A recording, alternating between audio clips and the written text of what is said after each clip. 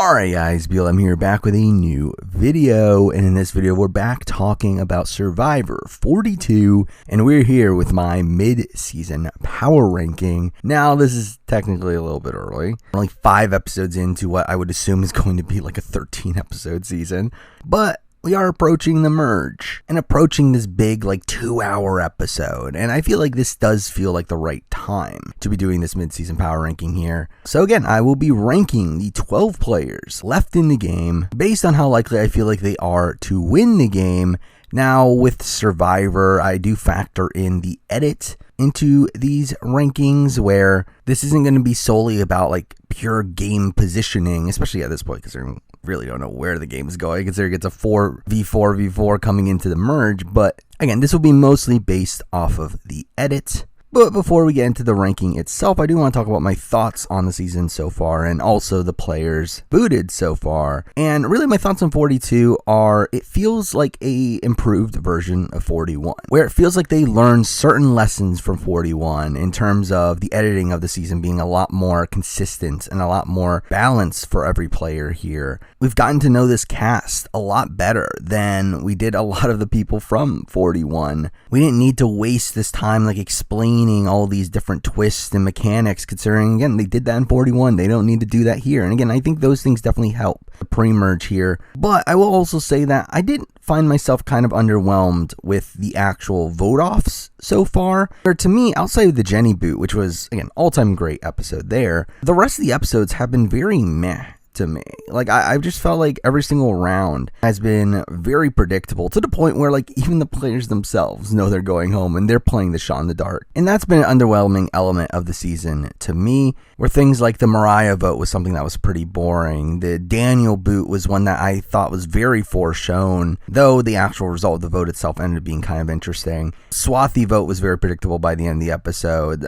So I'm kind of just like meh on the season up to this point, though again, you can tell the improvements that they've made since 41. And considering like how fluid the game seems to be coming into a merge situation here, where we have 3 different groups of 4 people, each with one person that seems to be a potential person to flip, where we have Tori on Ika, we have Chanel on Vati, we have Marianne on Taku, all these people that like seem like very likely people to flip at the merge. Plus also we have all the relationships built through Shipwheel Island and through the amulet, and like there's a lot of intrigue coming into this merge, and I feel like this could be a really great season by the end of it.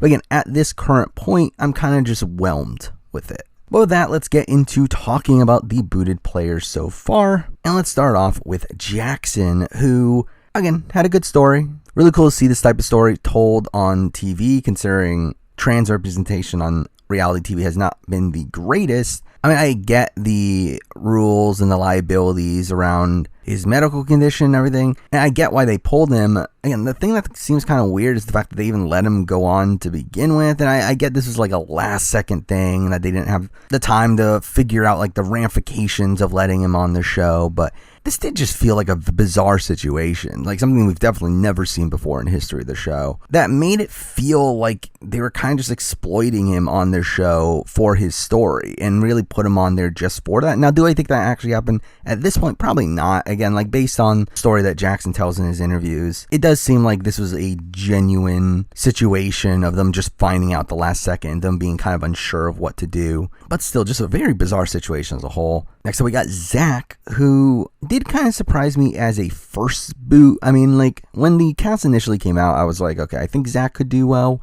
But then the more and more time went on, I was like, okay, maybe not. Like I was kind of expecting him to be a relatively early boot, but I did not necessarily expect him to be the first boot. And I mean, Zach was fine. I mean, Zach really is like kind of the worst case scenario for like the Ryan Ulrich sort of archetype, in a position where like their tribe is very focused on like physical strength and seem to take the fall for the challenge. Mind you, it seemed like he openly took the fall for the challenge, which wasn't great. But Zach really just felt like a pretty typical first boot, even though like I don't think he does anything that bad, but just never really seemed to be in a good position coming into it. Next up, we got Mariah, who I will say, I think Mariah might end up becoming one of the most forgettable modern players in Survivor history. I mean, she was there. Again, she had this like very, very minor storyline of her wanting to find something while out there, and she gets to talk about her brother. But like outside of that, Mariah really just didn't do much while she was there. Again, doesn't really have much of note. Gets taken out in a unanimous vote. There's really not much to it. Again, like I just found Mariah to be kind of meh. Next up, we got Jenny, and Jenny went home in a really crazy way here. Again, one of the craziest tribals in the pre-merge possibly ever. And I really feel like this is a situation where out of the 6 people on her tribe, Jenny probably played, second or third best? Like, I mean, there were many other people there that were playing worse than Jenny that round. You have Daniel, who actively blows up his game through throwing Chanel under the bus and then not even bothering with the negotiation there. Chanel, who gives up her vote, and through that causes this entire situation to where it is a 2v2 tie to begin with. You have Lydia, who had no clue what was going on and completely blindsided by everything. Even Hai, who does very good work once the negotiation happens, also was blindsided by the actual vote and was actually going to lose his closest ally in Lydia had it not been for things outside of his control. So again, like Jenny played that round one of the best out of the people out there, despite the fact that she goes home. But I think Jenny is someone that would have potential if she were to return. Just don't know how likely that actually is. Next up, we got Swathy, and Swathy kind of has this like classic trajectory of someone that's trying to play both sides, gets caught, and is taken out because of that. As a character, really didn't do that much for me. But again, seems like another one that like probably would have a decent amount of potential in the game if she were to return, especially being a bit older. I also feel like edit-wise, she is probably the person out of these pre-merge boots that did seem at one point to be a potential winner, with her having a pretty strong premiere where she just randomly gets personal content, despite the fact that she wasn't that important to the events of the episode. But again, at the end of the day, her edit was pretty subdued and really didn't do much for me as a character. And finally, we get Daniel, who I think is for sure the best character of the pre-merge, or of the people booted in the pre-merge here. And Daniel just blew up his game.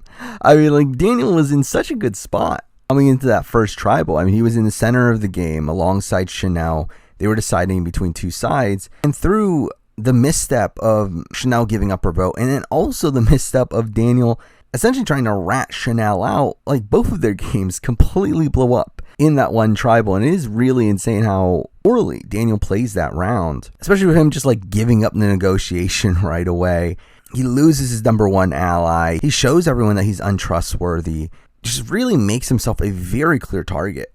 I mean, immediately after the Jenny boot, I was like, okay, he's done. He's going home pre-merge. Like, I just don't see how he gets out of this, unless they just don't go to tribal ever again. But it's funny because, like, after episode 2, he was my number 2 contender on the board. I did feel like he had a good edit early on, and it's funny how much it crumbled so quickly. And to be honest, I don't know if there's that much of a difference between Daniel and Jacob Derwin, where obviously Jacob Derwin's brought up as one of these like all-time worst players. But I feel like Jacob Derwin and Daniel here are like very similar, just that Daniel was given a better starting tribe, where I think they're the same like quality of player, where like this is essentially the scenario where like if Jacob Derwin was actually in the position he thought he was, where he thought he was like in the middle aligned with Stephanie, like that's kind of the position that Daniel ends up being in with Chanel here. So it made some pretty bad moves along the way, but it's still one of the more notable characters of the pre-merge here. And with that, we're at the top 12, the 12 people left in the game. Now we will be ranking the 12 players left in the game based on how likely I feel like they are to win the game. And at number 12 is a very interesting case here.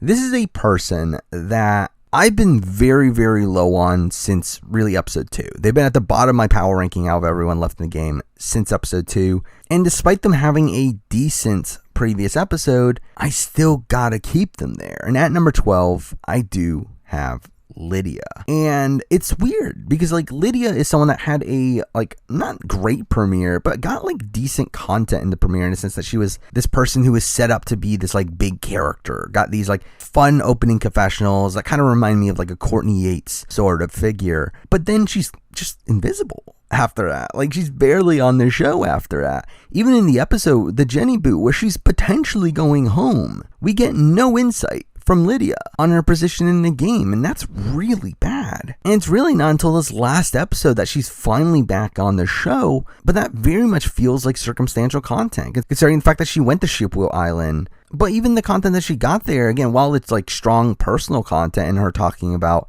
body positivity and everything, it's like it doesn't relate to the game. Like, she doesn't relate that back to the game like most of these other sequences of personal content that lead to potential winners. For me, there's just no storyline for Lydia to win here, and there hasn't been one since the very beginning. Where I know like some people would bring up like, oh, Erica didn't get much content until the merge. I think at that point people are misunderstanding Erica's edit, where Erica very much got storylines set up from very early on. Like right in episode 1, she already talks about being a lion dressed as a lamb. She right away gets her relationship with Deshaun set up. She talks about how she's going to come out and surprise people. Like, there are things that set up an Erica win from very early on. It's just that no one took it seriously because there were so many other people who felt like more present contenders along the way. But with here of Lydia, there's like nothing. There really is nothing to set up a potential Lydia win. And even if we're looking at it from an in-game perspective, she just seems like the beta to High, where High seems to be the one that is doing all the strategic maneuvering for that group, while Lydia is just going along with it. Now, I do question, why is Lydia getting so little content? Because again, like in that premiere, she gets a lot of fun confessionals, and you would think that they would want to utilize that person. Now, technically, someone like a Courtney Yates did get that similar sort of edit in Heroes vs. Villains, where again, they weren't that prominent there. But still, it does make me wonder, like, is Lydia going to be this boot that gets taken out due to weird circumstances? This person who they don't want the audience to see too much because they don't want them to feel bad when they eventually go home. So like maybe like a situation like the do or die, or maybe in a situation where she gets idled out of the game. So despite her having like technically better like personal content in this last episode than certain other people, it's like there's just nothing there for me in terms of a winner edit. So she's here at number 12. Now number 11, we're moving on to a person that I think might surprise some people that it's not at the very, very bottom, but I have very minor reasons for why they're not. And at number 11, I do have Rocksroy. And I mean, I can say, like, Rocksroy's not winning this season. Like, I mean, I could say that for sure. But the reason he is above Lydia is because there is, like, a glimmer of a storyline with Rocksroy. Again, not enough to where I think he's going to win. I think for sure he's going to be probably an early merge boot. Like, I'd be surprised if he makes it anywhere near the end game. But again, like, he does have this level of self-awareness to him that despite all this negativity that comes his way, all this talk about how he's this really domineering figure and how people don't like him, he still gets glimmers of self-awareness. Like back in episode 1, he talks in confessional about how he's realizing that he's being too domineering and how he needs to tone that down. In this last episode, he openly talks about how he realizes his social game isn't that good. And it's like there is this like little storyline of Rocksroy being self-aware of his downfalls that keep him above Lydia for me. Because again, at least it's something. Realistically, again, it's nothing, considering, again, Rocksroy is probably not winning this game, especially considering the fact that despite him saying he has to tone down his domineering nature, he's still shown to be domineering moving forward in this season. So it's like, realistically, again, this is pretty much nothing, but again, still glimmer of a storyline. But realistically, again, like, I don't think Rocksroy is long for this game. And really, most of Ika, I don't feel like are long for this game. Ika definitely feels like the tribe that we've gotten to know the least, where it feels like they are the tribe that is being shown the least outside of points where they are important to the show, with Rocksroy getting one of the smaller edits left on the board as well. Again, like, I would not be surprised if we come into merge and it is like an Ika pagonging and Rocksroy is just like one of those boots along the way, especially considering we already have talked about Tori wanting to flip and how much she doesn't like Rocksroy. So again, like, I would not be surprised if Rocksroy goes home anytime soon, and because he is here at number 11. Now number 10, we're moving on to a player that sucks that is this low, because I do think this person seems to be a pretty savvy player, but has been undermined in the edit and also has made some fallacies along the way game wise, and that person is Chanel. And I was really high on Chanel in the preseason. I mean, she was one of my top contenders. However, early on this season, it felt like a lot of people were still hoping that Chanel was going to win, despite the fact that the edit wasn't really entirely there. I know a lot of people were like talking about, oh, Chanel's going to be this under the radar winner. And again, to me, it never felt that way. I felt like she had a pretty bad premiere, where really the only content she gets in the premiere is her talking about the dynamics of the Vati tribe in terms of the pairs, but again, never actually gets to talk about herself. But then once we get to episode 3, where we get so much talk about how dumb it would be if she gives up her vote, only for her to then give up her vote. That's really bad. We then have her create this plan to do a 2-1-1, but then instantly High realizes that something is wrong, and the edit undercuts her there. And then also something I find very damning from just this last episode for Chanel here is the entire situation around her voting for Mike. This move that she makes that is a good move. I mean, this is something that I think people are confused by. But what ends up happening here is Chanel votes for Mike because she is not aware of the fact that they are splitting the votes.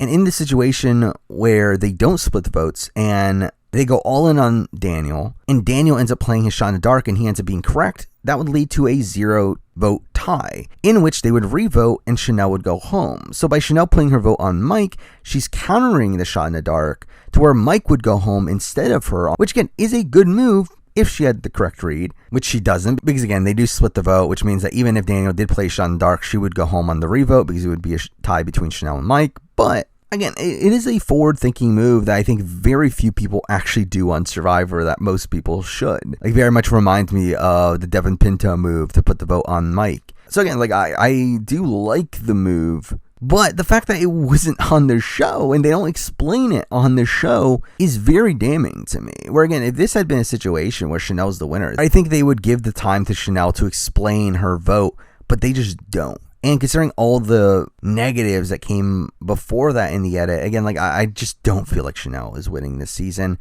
Now, I will say that the episode immediately after the Jenny boot, I think went as well as it could have for her, considering Daniel was getting all the negative content, and then we even see Daniel say that none of the blame is getting put on Chanel. But, I mean, realistically, coming into the merge here, I just cannot see how Chanel wins this season from an edit perspective. I just don't think it's there. There's not really even a storyline for Chanel either, which has been my issue with her from, like, pretty much the beginning. Hasn't really gotten any personal content either. So, again, like, there's just not much there, Chanel, in terms of winning chances. So, because that, I have to leave it here at number 10. Now, at number 9, we're moving on to a player who has been slowly climbing up my ranking round after round. And at number 9, we do have Tori.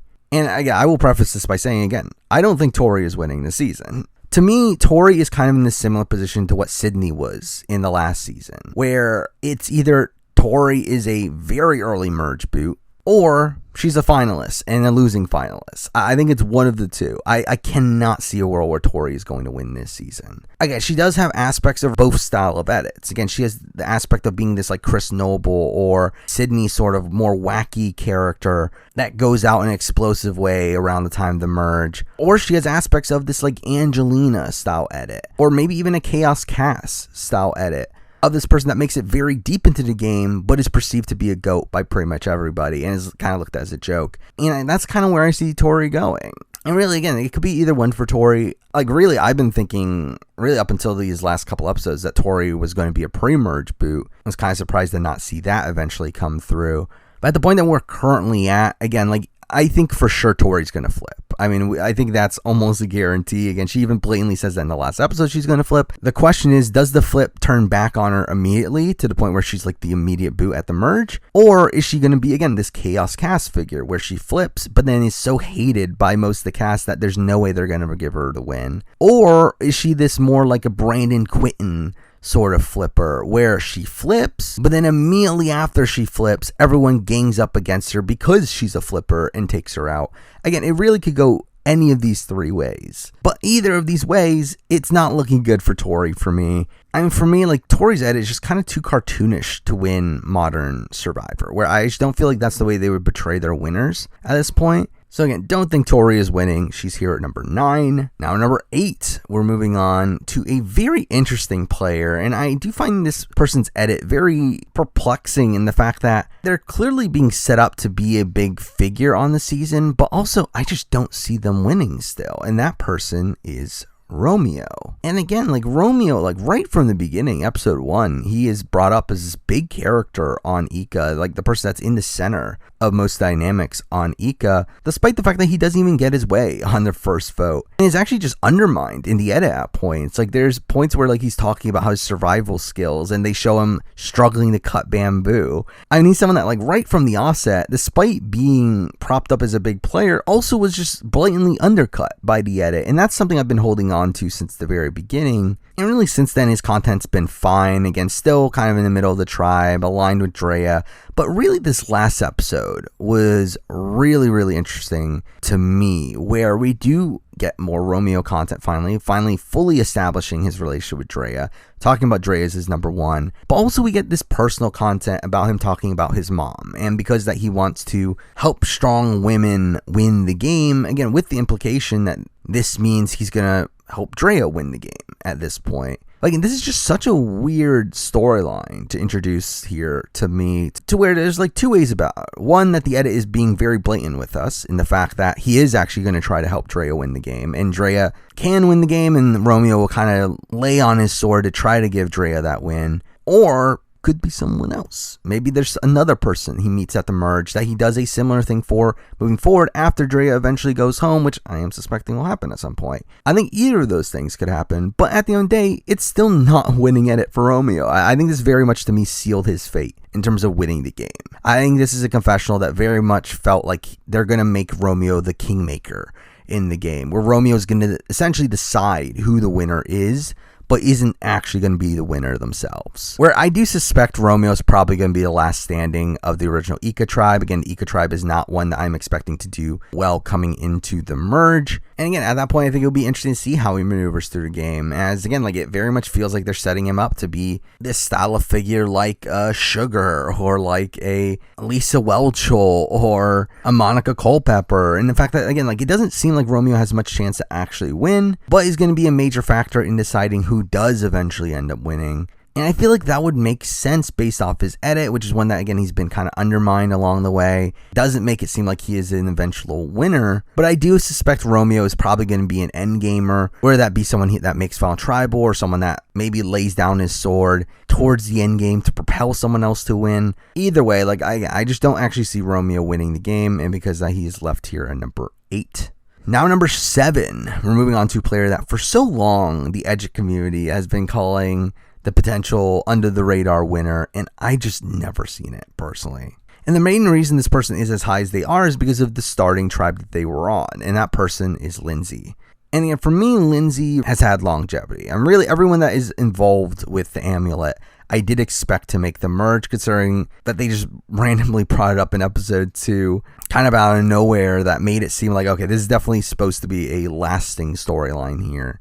But in terms of Lindsay's actual edit, like, I just don't see winner here. Again, like, a lot of people have been saying, oh, Erica had an under the radar winner last season. Lindsay could have the same thing again. But the problem is that Lindsay has no storyline. Again, the thing with Erica is that Erica had a very set storyline set from the very beginning. It's just that most people ignored it. Lindsay doesn't have a storyline. I think her first confessional is talking about how she wants to test her potential or something to that nature. That's not really setting herself up for that much. And that theme hasn't really been exuded in her content afterwards, where, again, she is this person that is getting these narrational sort of scenes here and there, but like is never actually that prominent on the show, and like really hasn't had any true established relationships, where I believe the Jonathan Lindsay segment was relegated to a deleted scene. And like, while we obviously see her close with Jonathan in the footage, like they never actually fully went all in on that relationship in the edit.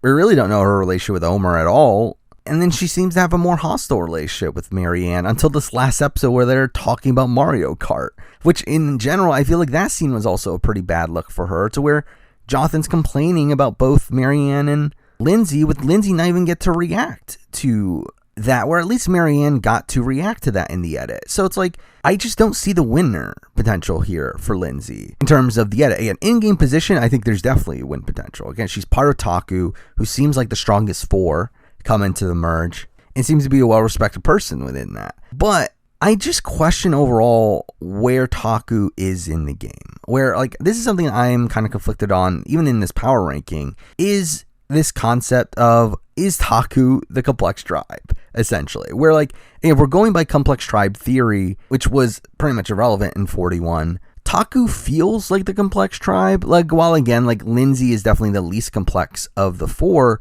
I feel like the edit of Taku is very similar to that of Yasa. That coming into the merge last season with Yasa, I was expecting Yasa to have a good run after merge and end up dominating the game, and that didn't end up happening. So I'm like wondering, is this the same thing this season? Like, are we going to the same trajectory of Taku being set up as these underdogs and actually being taken out one by one by one, despite the fact that their edit as a whole has been relatively strong?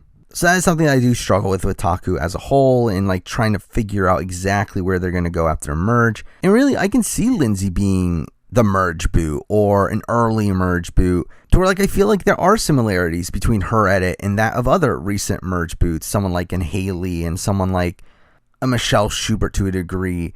So like, I wouldn't be surprised if she is like the first Taku to be taken out of the game. But again, like to me, it's just that her edit does not scream out winner to me. Like, there's not much winner potential there for me. So because of that, I have to leave her here at number 7. Now number 6. And now we're moving on to the people that I do think can win the game. I think these 6 are the most likely winners. But at number 6, we are sticking to the Taku tribe. And here we do have Marianne.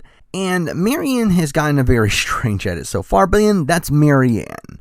Like, and I think in general, like people that are talking about how like, oh, Marianne can't win the game because she's too over the top in the edit. It's like, you also have to realize that Marianne is over the top. Like, this is not like the editing trying to make Marianne over the top. Like, she is legitimately over the top. I mean, at the point where like Jeff Probst is just out of the blue talking about Marianne's reactions before challenges, it's like, this is Marianne. Like, no matter what, Marianne would be portrayed in a very over-the-top nature because that is who Marianne is. However, the things that are knocks against Marianne's edit are the more negative things that come along with that. Again, the fact that we are hearing from the players on her tribe that they are annoyed with Marianne's personality. Like, back in episode 2, we heard from Lindsay complaining about Marianne.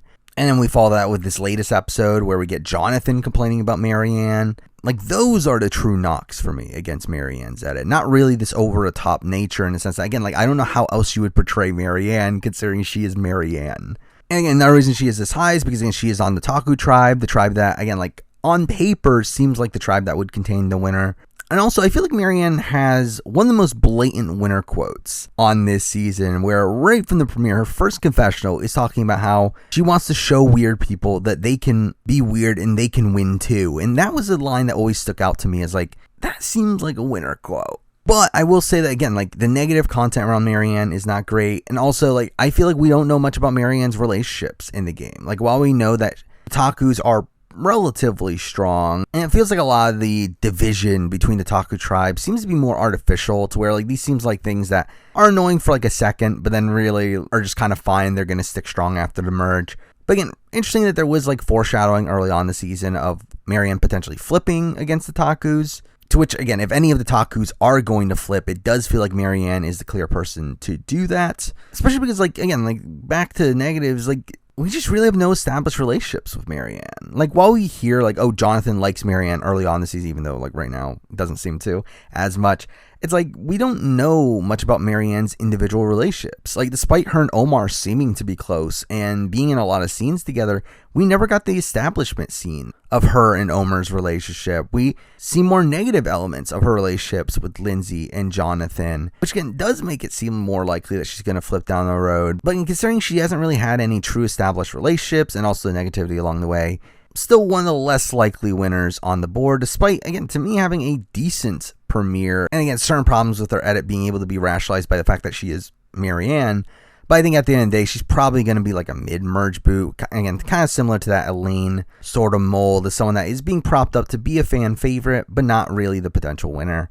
And because I have her here at number 6. At number 5, we have someone that was actually consistently number 5 in my power rankings after most of the episodes. It really wasn't until episode 4 that I dropped her down a bit, but then bumped her back up after this episode, and that person is Drea. And Drea has had an interesting edit so far. I mean, it seems like a lot of her edit is based around the fact that she has all of these advantages which, I mean, to a degree, feels very circumstantial. It feels like a lot of her edit is there because she is important to the season, because she has all these advantages that will play a role moving forward, and that is the reason why she is being shown. And really, as a whole, that is the way I look at Drea's edit, is I very much look at her as a big player, but not a potential winner. Again, kind of in a similar way to how I looked at Shan in 41, but even lesser in the sense that Shan at least had more personal content by this point in the season, had really just more of a presence in the grand scheme of things, where Shan was by far the star of the show in the pre-merge. While Drea is not really as out in front here, which, I'm too fair, is also a positive in the sense that, again, I did feel like Shan was overexposed. But to me, like, Drea's edit never really screamed out to me as a potential winner edit until this last episode, where, again, like, this storyline of Romeo, where Romeo talks about wanting a strong woman to win, and again talks about wanting to lead Drea to a win. That's a pretty good sign for Drea. Now, I think at the end of the day, I don't actually see it playing out, because I do think my earlier suspicions of her just being propped up as a big player that's probably going to be taken out mid-merge, I think that's probably more realistic. But I do think that content from Romeo did boost her back up in winner contention to me, and also her talking about how she's survivor rich and has the amulet, the extra vote, and the idol, to where, like, I would say Drea's in one of the better in-game positions, to where, again, like, if we're not taking the edit into it, Drea definitely has a lot of power come into the merge here, especially considering the fact that she went to Shipwheel Island and also has the connections through the amulet. It really feels like Drea is the massive power player here, but realistically, again, I don't really see anyone from Ika winning, though Drea is the most likely of that bunch, and because of that, she lands here at number 5. Now, number 4, we're on to someone that I'm surprised at how good his edit has been. Considering, I remember even after the premiere, I was like, kind of like, okay, there's like some potential, but like not really likely that he's going to be a top contender. But then his edit really skyrockets afterwards, but has also had like a slimmer of negativity along the way, and that's why he is at number 4 here, and that person is Jonathan. And again, Jonathan has surprised me. I mean, I think it would have been very easy to go the Joe Englam route with Jonathan, where he's shown as this more one-note character and this person who really barely gets any screen time outside of survival aspects and them in challenges. But Jonathan has gotten so much time to talk about his strategy and his thoughts on the game. And that is something that is really fascinating to me. I mean, very early on, we set up his relationship with Omar in a way that I will say that I didn't love it entirely. Like, while it is great to see this relationship being established and one that does seem to be important moving forward, it does it in a way that seemed to counter my thoughts on the themes of the season coming into it, where like something from the premiere that gets mentioned by someone that we'll talk about a bit later is the concept that the most well-rounded player will win the game. And for us to come into episode 2, and during this intro to Jonathan and Omar, we get the scene of them talking about how together they are the best player, but separate, they're not. Where Jonathan talks about how he's the brawn while Omar is the brain. And like, to me, it's like, while again, it's good in the sense that, again, they're the best player together. Again, this is a good establishment scene for their relationship. It also seems to go against that initial concept of the most well-rounded player will win, where they're blatantly saying that Jonathan is not the most well-rounded player. He is mostly brawn. And they're also saying that Omar isn't the most well-rounded player. He's mostly brain. And that is something that has been something that's been like sticking in my mind with both of them in terms of winner contention. But again, it is still very strong content. We also see his relationship with both Lindsay and Marianne. He gets to talk about both of them. We also get his dominance in the challenges, which is very impressive. And also he gets to articulate how he's going to approach that come into the merge, where he talks about wanting to utilize his dominance in challenges as a strategy to get people to want to keep him around. And again, the fact that he gets to articulate that is great for his edit. Now, again, the negative is the fact that he has had negative content in these last couple episodes, particularly in him telling everyone that Taku is a strong 4, and we follow that up with like Omar calling him a dummy, and we have Marianne complaining about him. Like, that's not great there. And also in this last episode, while like I do think at the end of it, Jonathan's complaining about Marianne and Lindsay gets turned around with him eventually talking about how he's having to learn how to hold back his emotions and everything, and like that probably turned out to be a more positive scene for him at the end of the day. I could definitely see this like leading to maybe like an outlash at some point down the road that maybe causes Jonathan's downfall to where he isn't effective in actually keeping his emotions in check. But I will say something that I have been thinking about, especially considering the edit is very much focusing on his challenge prowess. With this last episode, again, the immunity challenge, they kind of go out of their way to show him being very dominant, where the edit kind of shows it as if he hit the targets with the only 2 shots he ever took. However, you can clearly tell from the ground that there were many missed shots. And I feel like through that, again, it very much feels like they're really propping him up in the edit as being this big competition guy. And considering back in the premiere, his first confessional ever was talking about how he's a record holder. I've been thinking, like, could this potentially mean Jonathan breaks the record for immunity challenges? I mean, that's something that did cross my mind recently, where obviously there's the potential of Jonathan being an early merge boot. Again, he is someone that is primed to be an early merge boot. But again, I can also see the trajectory of like Jonathan having this like ridiculous comp run. And I can see that being the future of Jonathan as well.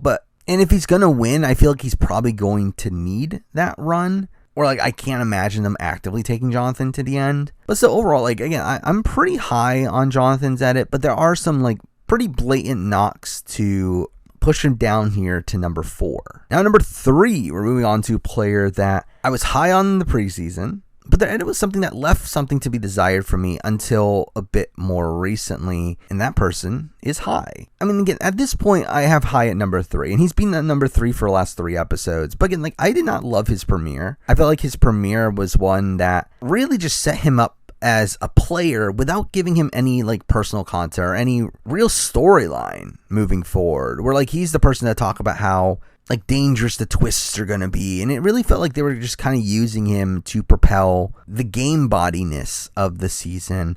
But then we get to episode 2 where we have this like really big scene around him not wanting to eat meat. And this is a scene that like just felt jarring to me. Like it felt like a scene that like, why is this here? At first I was thinking, okay, this feels like a journey edit. This feels like High is going to evolve as a person across this season. And to be honest, I still feel like that is probably the case, where I don't know how truly likely I see High as the winner. And episode 2 definitely plays a factor into that, in the fact that we explicitly have a confessional from him saying that like he would be okay with not winning the money, which feels like something that they wouldn't keep in for a potential winner. And like, that's been something that's been sticking out to me. But again, like, his content since the Jenny boot has been very strong. And he's been shown to be the person that is running the tribe. However, I will say, like, how much of that is circumstantial? Like, how much of that is just because, like, that is the reality. And that is how they have to show him, because he is the one leading the strategy on Vati. Really, even at this point moving forward, I don't know what the storyline is necessarily for a High win, unless they're able to mold his, like, journey edit into a winning edit. Which, to be fair, I think in general with Survivor in the modern day, I feel like journey edits are what Survivor wants from these players. I think they want these players to go on a journey and evolve through the experience of playing Survivor. I think that is something that they just really want to focus on in Modern Survivor. So again, just because someone's being set up to have a journey edit in Modern Survivor isn't necessarily the worst thing in the world. But again, for me with High, it's kind of weird they just like randomly had that for like 1 episode, and then the rest of his season has been like super game body. I also feel like there are points where like he kind of contradicts himself. I mean, there's points just in this last episode, like he talks about how he doesn't trust anybody, but then later in the episode, he talks about how trust is really important and trust is everything in Survivor. And again, minor things like that aren't great either, but like as a whole, like I'm kind of just like fine on High as a potential winner. I mean, I think like on paper, everything seems to be there. Again, like he is someone that is being shown as a good player. He is someone that has had personal content. He is someone that has storylines set up for the future. I just don't know if he has a winning storyline. And to me, doesn't really feel like the winner. But again, does have a very strong edit on paper, and he is here at number 3. And at number 2, we're moving on to a similar sort of person. And for me, this is actually a person that had been number 1 for the last 3 weeks. But something's just felt off with me with this person, to where like on paper, this person has the best edit on the board. And to be honest, it's not really close. Like I think this is the pretty typical number 1 pick from an Edgic perspective. But it's just, something isn't clicking with me, where like I just don't get the sense that this person is the winner. And at number 2, I do have Omar. And again, like Omar had a pretty strong first episode, being shown to be a strategic player while also getting an opening confessional that was very similar to that of Erica's, where he makes an analogy that is very similar to the lion and lamb one And then by episode 2, we obviously have the establishment of his relationship with Jonathan, which, as I mentioned with Jonathan, didn't love that it's being brought up as a I'm the brain, he's the brawn sort of thing, where it kind of counteracts the well-rounded player nature of a quote from episode 1. But again, still strong content there. And really, since then, he's been a constant presence on the Taku tribe, being shown as probably the most capable player of that bunch. And I think on paper, again, definitely has the most blatant winner edit on the board. But again, just something doesn't feel right to me. Omar's edit just does not scream out to me as a winner of Modern Survivor. Where again, I think it has everything you would want on paper. It has personal content, it has strategic content, it has defined relationships. He's probably part of the complex tribe. It's there are all these good things on paper. But again, that's why I thought last season with certain people. And even then, I don't feel as confident about Omar as I did with Tiffany. Where really, Tiffany had all the things I just said about Omar and even more exemplified, where she had more set up storylines moving forward. Where Omar doesn't even really have that many storylines moving forward. We really just have this establishment of his relationship with Jonathan, where again, it seems like he's close to Marianne. We haven't seen them talk about their relationship. He seems close to Lindsay. We haven't seen their relationship. Well, again, with Tiffany from last season, we got defined relationships with literally every single person on our tribe with Tiffany. So again, Omar's edit feels like a worse version of Tiffany's. And while Tiffany obviously had a massive hole in episode 2, I still feel like they rectified it by the end of it. But then you can say the same thing about Omar in episode 3, which, to be fair, is not nearly as bad. But the fact that he talks about being so confident that Chanel is not going to go for the advantage and then eventually ends up going for the advantage. And while this is the correct call in real life, you would assume that Chanel's not going to go for the advantage based on the things she said. For the edit to actively show him as being wrong, it's that's not ideal. And it's kind of weird because a lot of this is kind of basing it off of my reaction from 41, where on paper, Omar should be the number 1 contender, where he seems to have everything going for him. But in many ways, that kind of makes me feel like it's not Omar. And just something doesn't feel right to me about his edit. To where I still think there's the possibility of Taku not sticking strong post-merge. Again, with these foreshadowings towards Marianne wanting to flip on them. That could potentially lead to Omar just being part of that pagonging. But again, just this entire Yasa storyline from last season is something that's still stuck in my mind as well. So at the end of the day, I do leave Omar here at number 2. Now number 1 is a weird case where I just mentioned the comparisons between Tiffany and Omar in terms of their edit, but to be honest, this person also has a similar edit to Tiffany's, but comes from a different tribe than the one that I would say is comparable to Tiffany's, and that makes it slightly different. And at number 1, we do have Mike. And I'm not 100% on this at all. Really, I feel like this ranking is so much harder than last season, where last season, I had Tiffany as a very clear number 1. I thought Tiffany was number 1 by a lot. Here, I feel like the top 5 or 6 people are all relatively close. There isn't that big of a difference between this grouping here. And Mike being at number 1 here is, again, essentially he is similar to Omar in the sense that he has a very well-rounded edit. Where again, he had personal content into Premiere. We know a decent amount about his relationships on the tribe. Now, 2 of the people that we knew his relationships of are gone now, in Jenny and Daniel. But we still have this relationship with Hai that is still prevalent in the edit. And he's obviously gotten a lot of strategic content across season, to the point where, just this last episode with the Beware Advantage, where he gets so much talk early on about how he's not going to say the phrase, but when he does eventually say a phrase, he's able to rectify that in the edit immediately afterwards by explaining his thought process on why he said the phrase. Which again, that could have potentially been a negative against him, but they kind of rectified it immediately afterwards. Also, I think you can say that episode 2, similar to Tiffany, was a bad episode for him, where he does get undermined by Daniel. However, moving forward, Daniel is the one that's shown to be the negatively looked at character, to where I think you can kind of rectify his episode 2 through the fact that Daniel's edit nosedives afterwards. But really, again, the reason I do have Mike as my number 1 right now is going back to the premiere, where again, I've mentioned this throughout the video so far, is that in the premiere, Mike has some really strong confessionals. He talks about how he's going to make the most out of this opportunity, and also mentions that the most well-rounded player is going to win this game,